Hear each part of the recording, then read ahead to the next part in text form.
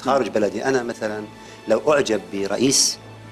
أعجب برئيس وعامل معطي الحقوق الشعب ومعطي ممكن كل شيء، تغني له. ممكن مو بس أغني له، يعني أحييه تحية أكيد كبيرة وتزقف له. يعني إحنا يمكن المعاناة صارت بالوطن العربي إنه تشتت، يعني أكثر الشعب العربي حتى ما حدا فكر يغني للعراق. انت معاناتك كانت مختلفه تماما، انت ما صار لك فرصه ما حدا حتى كلف خاطره يغني لفلسطين لا مثلا. صار لك فرصه غنيت؟ لا طبعا غنينا، كلنا غنينا، حتى المطربين العرب غنوا للرئيس. عم نحكي عن صدام حسين. كل مجموعة كبيرة من المطربين العرب مكره كيف؟ بحكي عنك يعني كنت مجبر تغني. ما حدا يجبرك، اللي اجى عليك وقال لك احنا كانوا يجبرونا يقول لك كذب.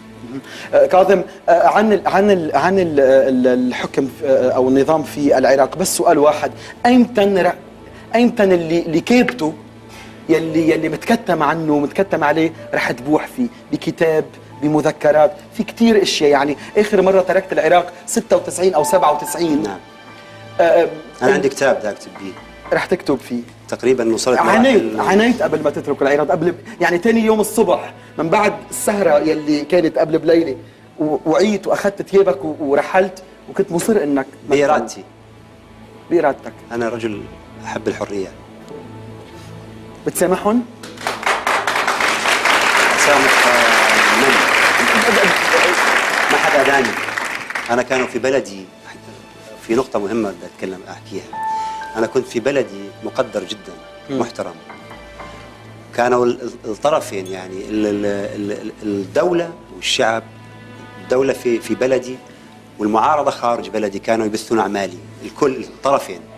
يعني المعارضة كانت تبث الأعمال، ليس أتذكر كان دائما تبث نفيت واستوطن الأغراب وأنا وليلى، وكان تبث أغاني.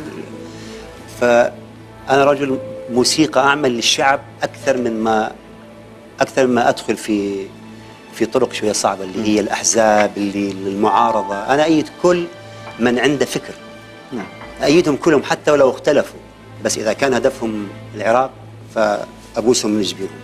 بدي أحيي كل الموجودين اللي اجوا برا من العراق فقط لمشاهدة هذه الحلقة مع مطربة الجيل والقيصر كاظم الساهر، وتحديدا من أربيل. في صبية قالت لي من شمريتا، يا ريت لو بتذكريني شو شمريتا. الله، بدي احييها. بنحيي العراق كلها.